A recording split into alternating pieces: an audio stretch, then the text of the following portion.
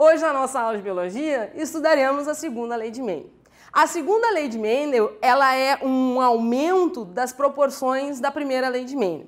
O que nós estudamos na primeira lei de Mendel? Um gene determinando uma característica. Na segunda lei de Mendel, nós vamos começar a estudar o surgimento de 2 genes ao mesmo tempo, 3 genes ao mesmo tempo. Então, isso vai mudar um pouco as probabilidades fenotípicas e genotípicas. O que na segunda lei de Mendel a gente está estudando? A lei da segregação dos fatores, a lei da segregação dos alelos, assim como na primeira lei de Mendel. Só que aqui nós vamos ver a segregação de 2 genes ou de 2 ou mais genes. É o famoso dihibridismo. O que nós sabíamos? Que um gene determinava uma característica. Se eu estou estudando 2 genes, estarei estudando 2 características. O que é sempre importante se lembrar? Estes genes, eles têm segregação independente. Então, estes genes são localizados em cromossomos homólogos diferentes. Por isso que serão segregados de forma independente, tá? Mas, na primeira lei de Mendel, quando eu estudava um gene, eu estudava 2 alelos. Se eu estou estudando 2 genes, eu estarei estudando a presença de 4 alelos. Então, nós vamos olhar como é que acontece a segregação desses genes e desses alelos. Tenho aqui, na minha geração parental, indivíduos lá, as nossas ervilhas, que tinham flor amarela e eram de semente lisa. São 2 características independentes. Ser amarelo independe de ser semente lisa. Este indivíduo amarelo, ele é o homozigoto, ele é puro, então ele é formado por alelos iguais. E este indivíduo liso também é homozigoto, é o puro, então ele é formado por alelos iguais. Esses indivíduos amarelos lisos puros foram cruzados com indivíduos também puros, que era de flor verde, está o meu recessivo, e de semente rugosa, está aqui o meu recessivo. Ao cruzar esses 2 indivíduos dominantes, eis que nós originamos uma prole 100% de flor amarela e semente lisa. Aqui está o nosso heterozigoto. Geração F1. Esta geração F1 sofreu autofecundação. Então, nós vamos cruzar indivíduos heterozigotos com heterozigotos. Antes de nós testarmos esse cruzamento, nós temos que pensar um pouco como é que será a constituição do gametas desses indivíduos aqui. Eu tenho lá o indivíduo que tem o gene A, heterozigoto, e o gene B, heterozigoto. Estes genes têm segregação independente. Estes alelos vão segregar independentemente. Então, eu tenho que separar o A do Azinho e o Rzão do Rzinho. Assim, eu estou separando, estou segregando os meus alelos. Como é que a gente monta o esquema? Se for o alelo Azão para um gameta, obrigatoriamente irá o gameta para outro gameta, o alelo Azinho. Se for o alelo Rzão para um gameta, para o outro gameta irá o alelo Rzinho. E o mesmo acontece aqui. Se juntar o alelo Rzão, para o outro gameta irá o Rzinho. E a partir disso eu monto conjuntos matemáticos. Junto lá, formei o gameta Azão, Rzão. Junto aqui, Azão, Rzinho. Junto aqui, Azinho, Rzão. Junto aqui, o Azinho, Rzinho. Então, este indivíduo dihíbrido, né, em outras palavras, heterozigoto para os 2 genes, formará estes alelos aqui, perdão, estes gametas aqui.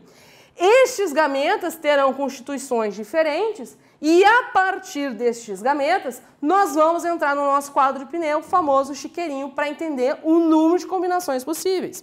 Tá aqui. Parece um horror, né? Tá aqui o gameta Azão, Rzão, o Azão Rzinho, o Azinho Rzão, o Azinho Rzinho. Como é um outro heterozigoto, segue aqui os gametas iguais. O que nós vamos fazer aqui? As combinações possíveis. Eu vou combinar o Azão com Azão, tá aqui, e o Rzão com Rzão, tá aqui. E isso sucessivamente. Se vocês optarem por fazer esse quadro, pensem que pode acontecer erros, né? Porque a gente pode pular alguma combinação aqui. E existem alguns atalhos que podem nos ajudar a pensar que o meu erro não aconteceu ou diminuiu a minha porcentagem de erro. Se eu olhar esta linha em diagonal, o que nós vamos observar? Indivíduos completamente homozigotos. Ó, Só tem um tipo de alelo, o azão, Rzão. Só o azão, só o Rzinho. Só o azinho, só o Rzão. Só o azinho e o Rzinho. Aumentou a probabilidade de acerto das minhas combinações. Depois de nós fazermos todas as combinações possíveis do encontro desses gametas, nós vamos observar quem é quem. Quem é amarelo liso, quem é amarelo rugoso, quem é verde liso e quem é verde rugoso. Por exemplo, este indivíduo porta alelos dominantes, então ele é de flor amarela e semente lisa. Este indivíduo também é dominante, porta semente lisa e a flor amarela. Vamos ver um outro tipo. Este indivíduo aqui. Ele é dominante para o azão, então ele tem a flor amarela, mas ele é o recessivo, então a semente dele é rugosa. Veja o outro, aqui. Ele é recessivo para a flor, então ele tem flor verde. E ele tem aqui a semente lisa. Este outro aqui será de semente rugosa e de flor verde. E a partir disso eu vou somando quem é quem. E nós chegamos aí nessa proporção fenotípica, onde naquele cruzamento o total de indivíduos que terão a flor amarela e a semente lisa serão 9. Total de indivíduos que terão a flor amarela e a semente rugosa será 3. Total de indivíduos que terá a flor verde e a semente lisa, 3 também. E o total de indivíduos de flor verde e semente rugosa será 1. Esta é a proporção fenotípica originada daquele cruzamento. E aqui a nossa proporção genotípica, que não é comum de perguntar, mas está aqui ela. O que eu sempre falo para o aluno? Quando faz esse quadro de Pinet, tem grandes probabilidades de haver erros. Por quê? O aluno pode começar errando na formação dos gametas, o aluno pode continuar errando no número de combinações possíveis, e o aluno também pode continuar errando ao não enxergar um fenótipo sendo originado aqui. Então a gente tem um atalho que eu particularmente acho muito mais rápido de fazer e com a menor probabilidade do erro, que é o quê? Transformar a segunda lei de Mendel em 2 primeiras leis de Mendel. Por que eu estou vendo eventos independentes? Eu estou vendo a probabilidade de sair a flor amarela e de semente lisa. E a partir disso, eu monto os meus fenótipos, os meus genótipos possíveis. Vamos ver com cuidado.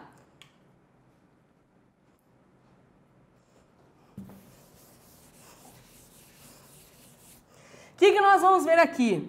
Eu era um indivíduo heterozigoto cruzando com o outro heterozigoto. Eu estou vendo a probabilidade das combinações entre os GNA, que é o de flor verde ou amarela, e eu estou vendo as combinações entre o meu GNR, que é a semente lisa ou rugosa. Eu vejo a probabilidade de sair os indivíduos aqui e a probabilidade de combinações aqui. Então, eu transformo em 2 primeiras leis de Mendel e sempre pensarei no E, porque são eventos independentes, são segregações independentes, estão em cromossomos homólogos diferentes. Portanto, uso depois, futuramente, a regra da multiplicação. Vamos lá. Probabilidade de formar gametas aqui. Azão, azinho. Aqui também azão, azinho. Combinações possíveis. Azão, azão, azão, azinho. E aqui o azinho, azinho. Em relação ao R, mesma coisa. Rzão, Rzinho, Rzão, Rzinho.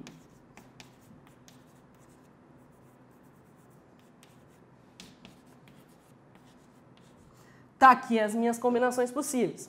A partir disso, eu vou usar a regra da multiplicação. Se eu perguntar qual é a probabilidade de sair um indivíduo de flor amarela, tá aqui. Eu vou ter... Vou apagar aqui em cima, pessoal, senão nós não vamos enxergar. De sair a flor amarela, será 3 indivíduos no total de 4 combinações. E essa flor amarela ser de semente lisa. Liso é o dominante, tá aqui. 3 indivíduos no total de 4 possibilidades. Multiplico, porque são eventos independentes, formarei 9 indivíduos a cada 16 combinações possíveis. Nós chegamos naquela proporção. 9 indivíduos amarelos para 9 indivíduos amarelos e de semente lisa. A probabilidade de sair aí agora um indivíduo amarelo e de semente rugosa. Vai lá, de novo. Amarelo é 3/4. Semente rugosa é 1/4. Multiplico 3 na 16. E isso vocês farão para quando o indivíduo for de flor verde, rugoso, ou flor verde e liso. Vão usar a regra da multiplicação. E se nós observarmos, nós vamos chegar na mesma proporção. Ó.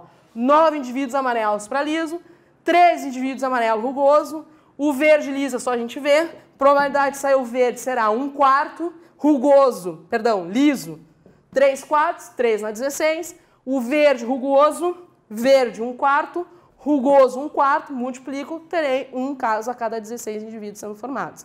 E a partir daí, então, eu acredito que fique mais fácil para vocês resolver uma questão de segunda lei de Mendel. Pensem, pessoal, sempre transformem elas em duas primeiras leis de Mendel e usem a regra da multiplicação, a regra para o pensamento de que são eventos independentes. Com isso, a gente termina a segunda lei de Mendel e na próxima aula nós estudaremos polialelia e o sistema sanguíneo nos indivíduos humanos.